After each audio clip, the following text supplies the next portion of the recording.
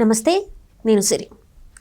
ప్రముఖ దర్శకుడు రామ్ గోపాల్ వర్మ గారిని అరెస్ట్ చేయడానికైతే పోలీసులు తన స్వగ్రామంకైతే వెళ్ళారు. కానీ అక్కడ తనని అరెస్ట్ చేయలేదు. ఈరోజు సాయంత్రం వరకు అయితే అరెస్ట్ చేస్తారనే వార్తలు అయితే హల్చల్ అవుతున్నాయి. గతంలో చూసుకున్నట్టయితే తనని అరెస్ట్ చేయడానికి ముందే కోర్టులో తన పిటిషన్ కూడా దాఖలు చేశారు. అయితే అది కోర్టు ధిక్కరించింది. మరి ఇప్పుడు రామ్ గోపాల్ వర్మ గారిని అరెస్ట్ చేస్తారా సాయంత్రం లోపు లేదా అనే అంశాన్ని మనకు వివరించడానికి మనతో పాటు ఉన్నారు ప్రముఖ సీనియర్ జర్నలిస్ట్ డివిఎస్ గారు.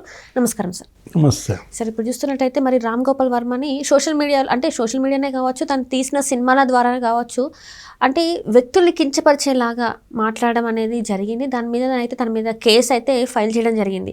కానీ అరెస్ట్ చేస్తా అన్న క్రమంలో ముందు తను ఏంటంటే బెయిల్ కోసం కూడా కోర్టు మెట్లెక్కడం జరిగింది. అండ్ దాన్ని కూడా కోర్టు ధిక్కరించింది. అండ్ ఇప్పుడు ఈ రోజు కూడా అరెస్ట్కి విచారణకి హాజరు కావాలంటే ఇంతవరకు హాజరవ్వలేదు. అరెస్ట్ ఈరోజు సాయంత్రం లోపు అవుతుందని చెప్పేసి అంటున్నారు. మరి అయ్యే అవకాశం ఉందా, లేకపోతే తప్పించుకుంటారా? అంటే వర్మ పని బర్మాయన అంటే ఇవాళ రామ్ గోపాల్ వర్మ ఏంటి, ఆయన ఇంటి చుట్టూతో ఇవాళ ప్రకాశం జిల్లా పోలీసులు అసలు ఆయన కోసం 2 బృందాలు కూడా అటు ముంబై వెళ్ళి అంటున్నారు, ఇటు కోయంబత్తూరు వెళ్ళే అంటున్నారు. ఈరోజు ఆయన హాజరు కావాలి. అవును సార్. ప్రకాశం జిల్లా ఇవాళ వాళ్ళు ఇచ్చినటువంటి నోటీస్ ప్రకారం హాజరు కాలేదు. గతంలో కూడా హాజరు కావాలి, కానీ గడువు అడిగాడు.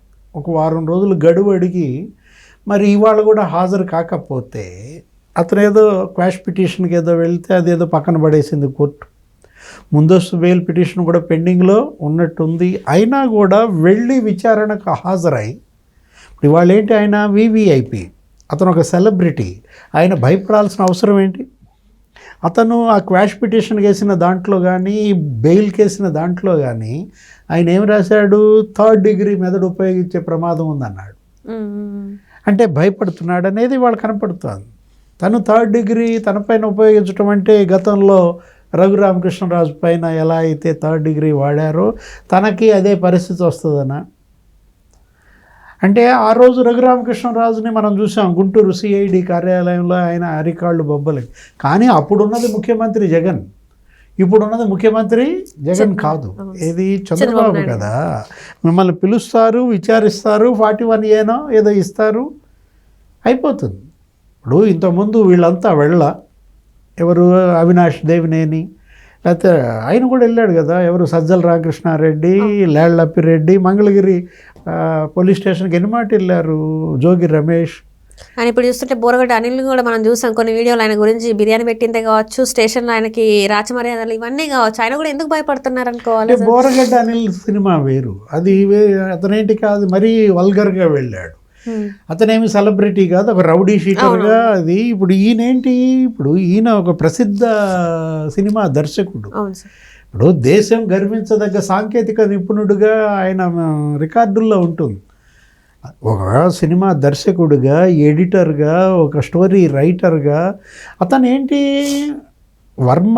రామ్ గోపాల్ వర్మ నీకు ఆయన ఒక దగ్గర ఒక 35 ఏళ్ల అనుభవం, 35 years మరి ఎక్స్పీరియన్స్లో తనేంటి ఒక 100కు పైగా సినిమాలు తీశాడు.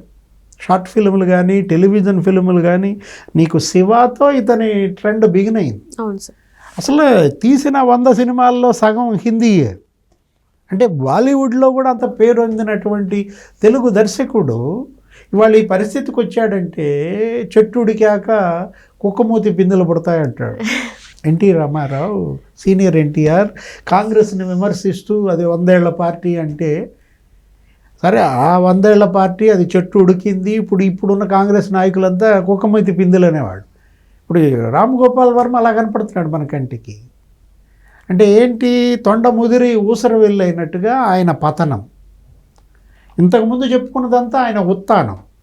ఏది, శివ దగ్గర నుంచి నీకు అసలు అద్భుతమైనటువంటి సినిమాలు, గోవిందా అని కానీ, లేకపోతే అటు సస్పెన్స్ థ్రిల్లర్స్ తీశాడు, ఇటు హర్రర్ మూవీస్ తీశాడు, అటు డార్క్ సామ్రాజ్యం, ఏది చీకటి సామ్రాజ్యం, డ్రగ్స్ గురించి కానీ, లేకపోతే ఈ గ్యాంగ్ వార్స్ గురించి కానీ, దావూద్ ఇబ్రహీం అనో, అసలు ఎన్ని సినిమాలు తీశాడు. నీకు సర్కార్ తీశాడు, ఏది అమితాబ్ బచ్చన్, ఈయన అసలు వీళ్ళిద్దరూ ప్రొడ్యూసర్గా కూడా ఉన్నాడు.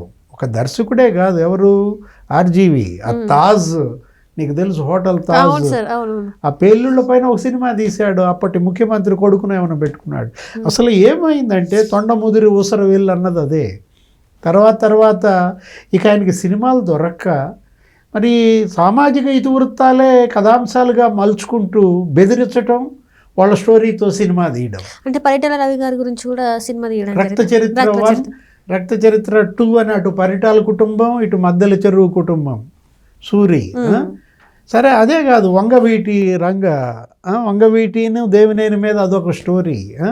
అసలు ఇప్పుడు తన సినిమాలకి ఎటు ప్రొడ్యూసర్లు దొరక్క కథాంశాన్నే ప్రొడ్యూసర్గా ఎత్తుక్కునే ప్రయత్నం చేస్తూ బెదిరించి ప్రొడక్షన్ డబ్బులు తెచ్చుకుంటున్న దీంట్లో చివరికి ఎటుపోయి పడ్డాడు, జగన్మోహన్ రెడ్డి ఉచ్చులో పడ్డాడా? అసలు ఆ సినిమాలేంటి, కమ్మరాజ్యంలో కడప రెడ్ల ఏంటి, దాని తర్వాత మార్చినట్టు. అంటే అసలు కమ్మరాజ్యం, విజయవాడ కమ్మాళ్ళు ఎవరన్నా ఉన్నారా ఏంటి, ఎంతమంది ఉంటారు అసలు అక్కడ? మరి వేరే కులస్తులు ఎంతమంది ఎమ్మెల్యేలు అయ్యారు? వెల్లంపల్లి శ్రీనివాస్ కానీ, ముస్లిమ్స్ కానీ, లేకపోతే వంగవీటి రంగ, బొండా ఉమా, వీళ్ళంతా దాన్ని రెడ్ల గడప చేశాడా? అసలు అతని పతనం మనం చూస్తే దురదృష్టం, విషాదకరం. ఏది ఇందాక మనం అనుకున్నది అదే, ఇదేం కర్మ వర్మ అని అదొక టైటిల్తో ఒక సినిమా తీస్తాడా? అంటే ఊరంతా ఒక దారి అయితే ఉలిపి కట్టితో ఒక దారి అన్నట్టుగా. అసలు తను మిగతా వాళ్ళతో కలవనని చెప్పుకునే ప్రయత్నంలో నా ఇష్టం అని ఒక పుస్తకం రాస్తాడు. ఏదో ఎవరో లేడీ యాంకర్ ఒక ఉంటుంది, ఆమెతో ఇంటర్వ్యూలు ఇస్తూ ఉంటాడు. రామూయిజం అంటాడు. అంటే ఉలిపి కట్టే వాదమే రామూయిజమా? అడ్డంగా మాట్లాడటమే రామూయిజమా? ఇప్పుడు రాఘవేంద్రరావు ఉన్నాడు, గొప్ప దర్శకుడు. దాసరి నారాయణరావు గొప్ప దర్శకులు. ఆ తర్వాత వచ్చిన నీ నుంచి అనేక మంది తయారయ్యారు, మంచి స్కిల్డ్ టెక్నీషియన్స్ వచ్చారు. ఎంతోమంది దర్శకులు నీ స్కూల్ నుంచి నీ దగ్గర అసిస్టెంట్ డైరెక్టర్లుగా అయ్యి వచ్చిన ఇంత గొప్ప గురువుగా ఉండాల్సినటువంటి గోపాల్ వర్మ ఈ విధంగా పతనం అవుతాడని మాత్రం మనం ఊహించలేకపోయాం. ఇప్పుడు ఇతను ఎవరు, మన రాఘవేంద్రరావు తన యొక్క సినిమాలన్నీ చూస్తూ ఒక చక్కగా ఏదో ఈటీవీలో ప్రోగ్రామ్ ఒకటి ఇచ్చేవాడు, సౌందర్య లహరి ఏదో అంటారు. ఏంటి ఆయన ఏ సినిమా ఎలా తీశాడు, అప్పటి అనుభూతులు, ఇవి తీసుకొచ్చి కూడా మాట్లాడిపించడం, అది స్ఫూర్తిదాయకం, అది ప్రేరణ. ఇతరులకు వినాలన్నా చూడాలన్నా ఆయన కష్టం కానీ అప్పటి విషయాలు కానీ ఆఫ్ స్క్రీన్. ఇప్పుడు అలాంటి నువ్వు కూడా ప్రోగ్రామ్ కండక్ట్ చేస్తే నీకెంత వాల్యూ పెరుగుతుంది. ఇప్పుడు సీతారామ శాస్త్రి ప్రోగ్రామ్ ఇప్పుడు ఏదో వస్తుంటుంది ఈటీవీలో, సండే ఏంటి, నా ఉత్థానం ఏదో ఉంటుంది అక్కడ, కవనమన ఏదో, నా ఉచ్ఛ్వాసం కవనం. అంటే గొప్ప కవి సీతారామ శాస్త్రి ఆ రాసిన పాటలు, వాటి వెనుక ఆయన తపన, ఆ పద పంక్తులు ప్రజలకి, పాఠకులకి అవి కదా కావాల్సింది. అంతేగాని లక్ష్మీస్ ఎన్టీఆర్ అంటారు, దానికి ప్రొడ్యూసర్గా మరి ఆమెనా లక్ష్మీపార్వతి డబ్బులు పెట్టింది కాబట్టి లక్ష్మీస్ ఎన్టీఆర్ తీస్తావా? అంటే ఇప్పుడు వాళ్ళని బెదిరించి వీళ్ళని బెదిరించి నీ ప్రొడక్షన్కి డబ్బులు తెచ్చుకునే పతనం దురదృష్టం అన్నమాట. ఇప్పుడు వ్యూహం 1, వ్యూహం 2, అదే లోకేష్ బాబుని అంత వల్గర్గా చూపిస్తావా? పవన్ కళ్యాణ్ని మార్ఫింగ్ అవసరమా? అంటే నీ నుంచి ప్రేక్షకులు అదా కోరుకుంటుంది. ఈ విధమైనటువంటి సినిమాలు తీసి అతను ఎంత పతనం అయ్యాడో ఇక్కడే మనకు కనపడుతుంది. ఇప్పుడు ఏ పరిస్థితికి వచ్చాడు, ఇంటి చుట్టూతో పోలీసుల వేట, నువ్వేమో దాక్కోవటం. ఎక్కడో ట్వీట్ చూసా, ఏదో కోయంబత్తూరులో ఉన్నాడనో, మోహన్ లాల్తో ఉన్నాడనో, ఏదో లూసిఫర్ ఆ ప్రొడక్షన్కి ఏదో కంగ్రాట్స్ చెబుతూ. అంటే ఏంటి, కోయంబత్తూరులో ఉన్నావా, అక్కడికి ఒక బృందం వెళ్ళినట్టుంది. ఎందుకు ఈ పరిస్థితి వచ్చింది? కరెక్ట్గా ఎలక్షన్ ముందు పవన్ కళ్యాణ్ని డీఫేమ్ చేస్తూ, లోకేష్ని డీఫేమ్ చేస్తూ, చంద్రబాబుని విలన్గా చూపిస్తూ. అంటే జగన్ గుప్పెట్లో ఎందుకు ఇరుక్కున్నావు?